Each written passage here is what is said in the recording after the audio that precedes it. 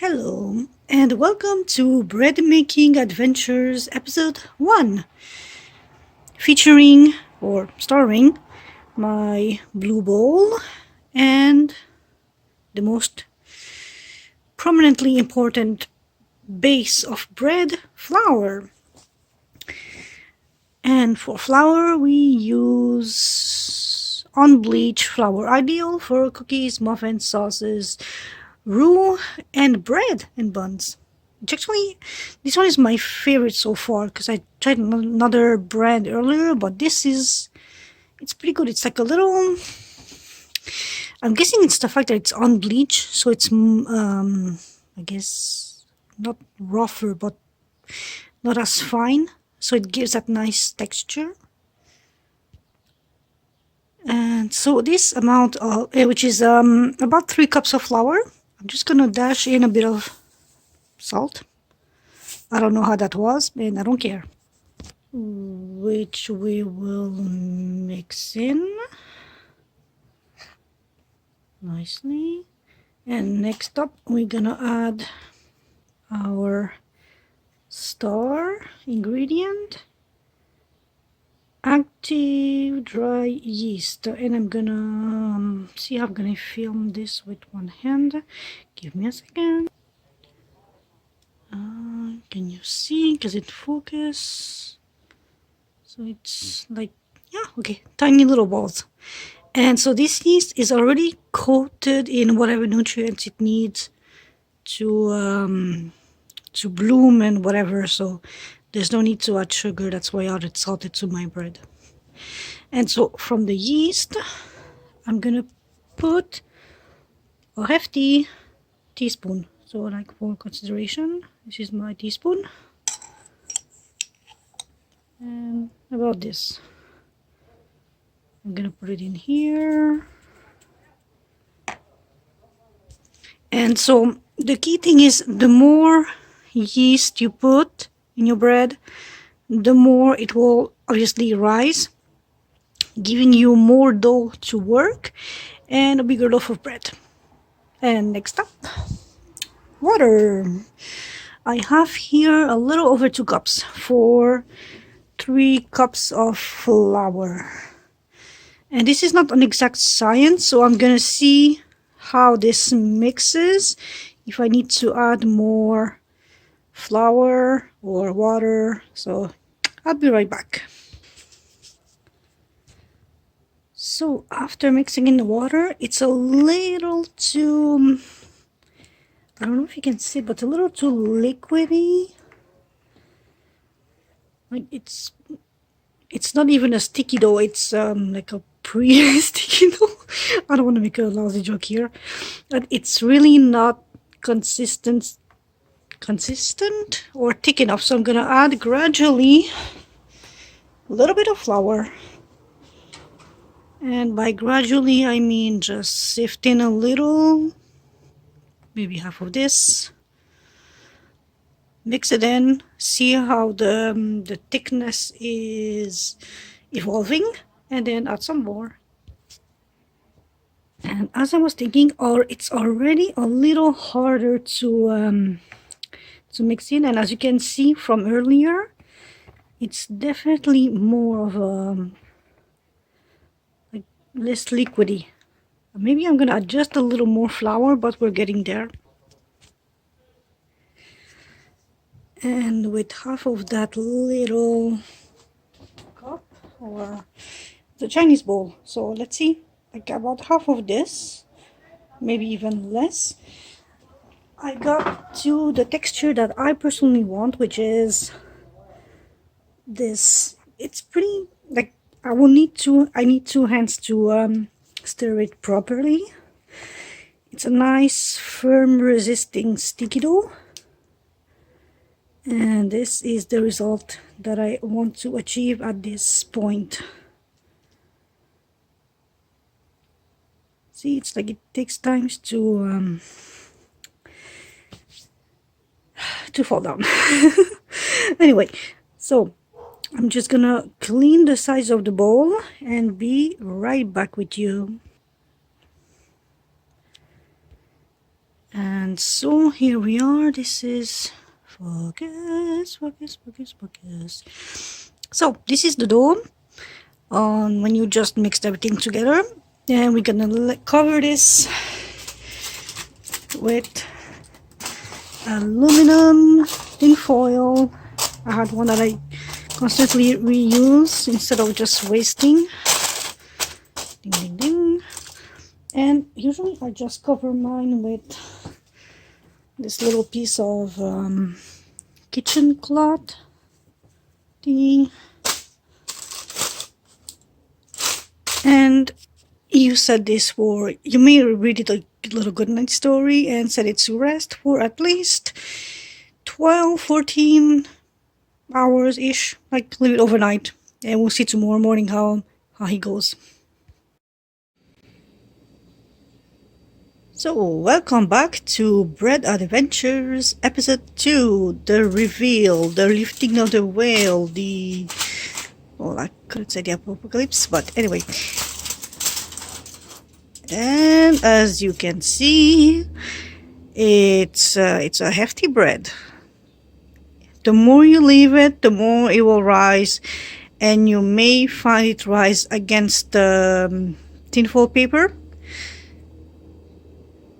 So yeah, just be aware of that. And now the next step, we're going to wet a little spatula just to make it easier.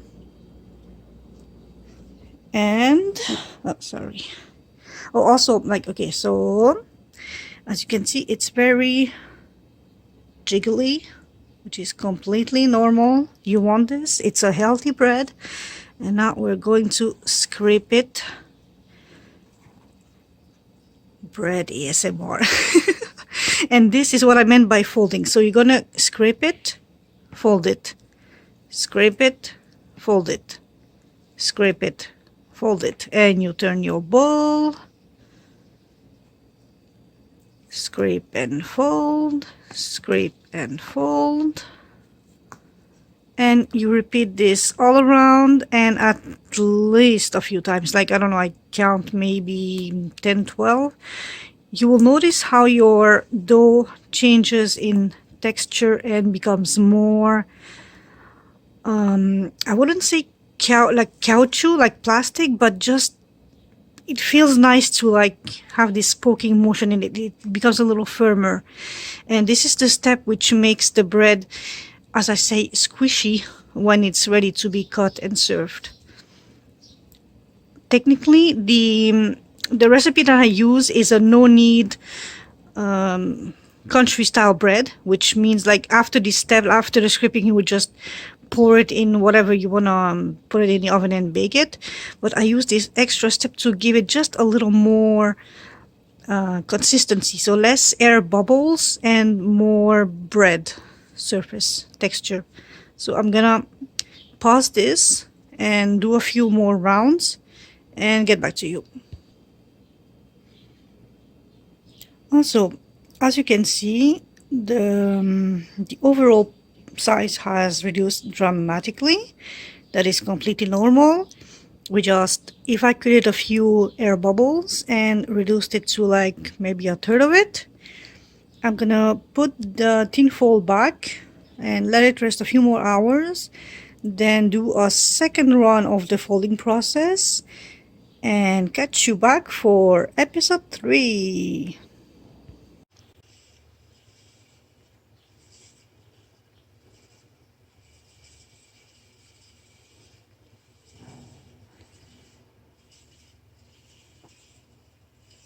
Beautiful yeast.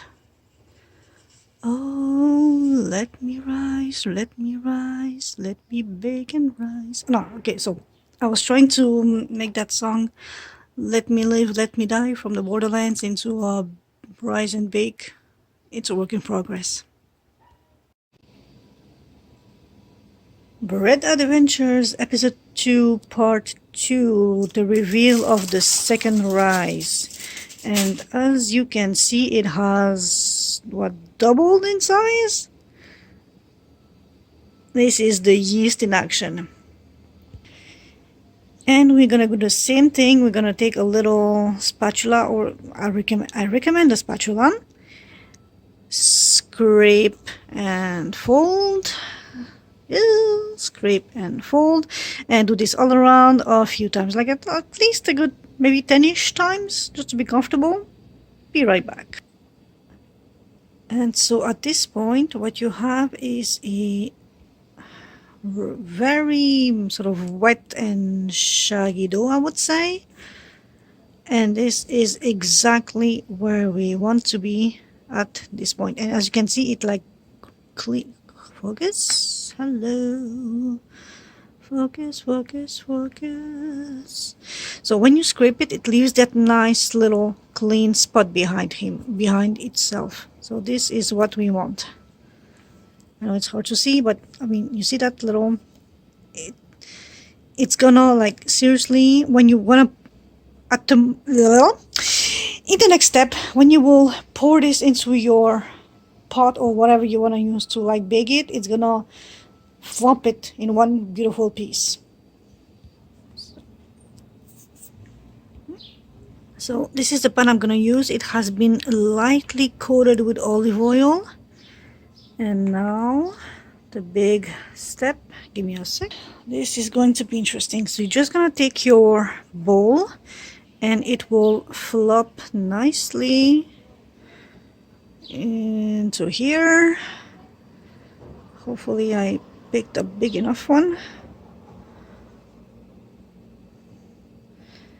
And right, awesome. You see how it almost cleans by itself? I'm just gonna scrape the rest with my spatula, but essentially this is what you want. Like, the bulk of it will do it by himself. And we are letting this rise again for maybe half an hour, 45 minutes, because the last one I let it for about 2 hours-ish, and it was that big. So I'm gonna leave this one for half an hour, 45 minutes, and go check on it, and then start up the oven at that point only. And here we have the dough after the third rest or rise. I'm using this third one just to let it chillax in his new home, so to speak. The yellow bits that you see is olive oil that I have brushed with, yes, and judge me all the fuck you want. This is from like the, not how, but it's more like a dollar store, but it's like a hardware brush, and I don't give a damn. It works. Just be gentle with it. And so I have seen people spritz water on the dough. It's apparently to retain humidity or something. I have no idea. I'm not here to teach you stuff. I'm just showing tips and tricks based on my own personal experience, and this thing works. So this is what I'm sharing. Next up, we gonna at 450, but just a preheat. After that, we're gonna lower to 400 for half an hour minimum, 45 minutes ideally, to bake this beautiful beauty. And I suggest you use the lower one, because if you use the top one, it might be a little short and you might have like a black mark on your bread top, which is not ideal. So I'm gonna lower the volume. I'm gonna lower the heat to 400 Fahrenheit, pop this baby in, and set a timer for 30 minutes. And here is our beautiful bread, and as you can see over here,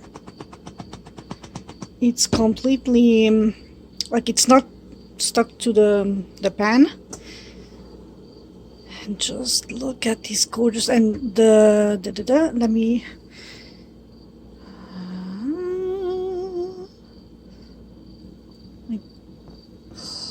isn't this absolutely just fucking gorgeous? And if you remember, the originally the crust was like all bubbly-ish and stuff, and now it's like all smooth. And that beautiful golden, hello focus, thank you, hello. So this beautiful golden brown. I think I ended up leaving this for like a full hour, maybe more. Sometimes I would lower to 350, sometimes back to 400, depending on how I wanted this golden crust to come out. And now I'm just gonna, I need to use both my hands to get this out and on the windowsill to let chill, so be right back. And here's a little magnificent loaf of bread, all out and gorgeous, and smells like a piece of heaven.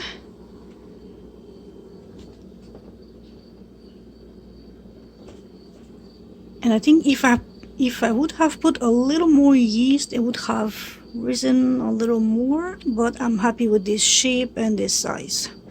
This will, so here we go. Oh yeah, also there's like a tip from Chef John from Food Wishes. You can actually, like, when it's in the dough moment, and I'm sorry for that, so you can, with a very sharp razor, like cut a line that will avoid these random cracks. But I love these feel more genuine and natural, and just, you know, this bread, it's his own or its own little bread thingy. Like, I don't want every bread to be the same. I want them to have their own character and shape and whatever intended by nature. And here's a beautiful, beautiful bread, just chilling on the windowsill and cooling off. Eventually I will rotate it to have the bottom towards the window and maybe on the side, because I don't have a cooling rack, and who gives a shit? You do what you can with what you have. Ooh, there's a post office. Is it my package? Please tell me yes. Anyway, back to bread.